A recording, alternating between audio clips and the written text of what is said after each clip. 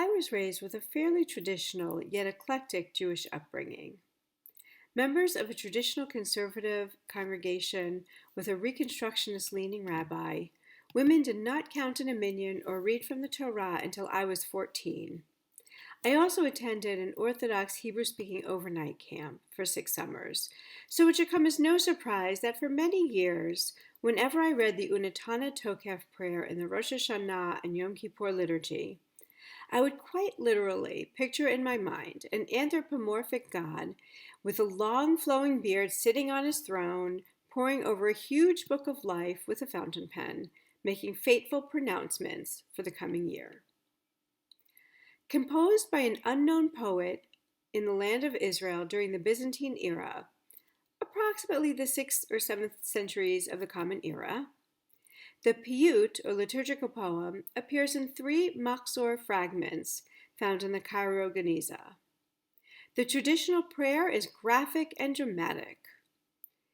Let us declare the sanctity of this day, for it is tremendous and awe-filled, and on it your sovereignty will be exalted. Your throne will be established in loving kindness, and you will sit on that throne in truth. It is true that you are judge and plaintiff, counselor and witness.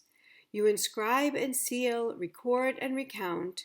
You remember all that we have forgotten. And when you open the book of memories, it speaks for itself.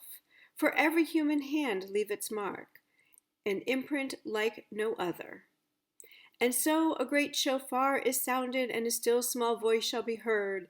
Angels shall be alarmed, and dread and fear shall seize them as they proclaim, Behold the day of judgment, for they too are judged, and in your eyes even they are not blameless. All who come into the world shall pass before you like sheep before their shepherd. As a shepherd considers the flock when it passes beneath the staff, so do you count and consider every life. You set bounds, you decide destiny, you inscribe judgments. On Rosh Hashanah it is written, and on Yom Kippur it is sealed. How many shall pass away, and how many shall be born? Who shall live, and who shall die? Who in good time, and who by an untimely death? Who by fire, and who by water? Who by sword, and who by wild beast? Who by famine, and who by thirst? Who by earthquake, and who by plague? Who by strangulation, and who by stoning? Who shall rest, and who shall wander? Who shall be at peace, and who tormented? Who shall become impoverished, and who wealthy? Who shall be humbled, and who exalted? But repentance, prayer, and righteousness avert the severity of the decree. I think we can agree that while the traditional liturgy certainly has its place, this year calls for a kinder, gentler rendition of this particular prayer. And so I'm happy to share with you this contemporary version. An alternative Un'taneh Tokef by Rabbi Joseph B. Mezler.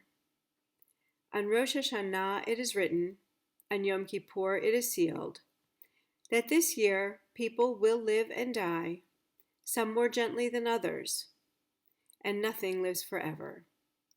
But amidst overwhelming forces of nature and humankind, we still write our own book of life, and our actions are the words in it. And the stages of our lives are the chapters, and nothing goes unrecorded ever. Every deed counts. Everything you do matters. And we never know what act or word will leave an impression or tip the scale. So if not now, then when? For the things we can change, there is teshuvah, realignment. For the things we cannot change, there is tefillah, prayer. For the help we can give, there is tzedakah, justice.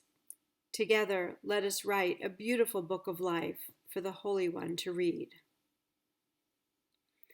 There are footnotes that the author gives with some traditional sources for the choices that he made, and you can find those in the text down below.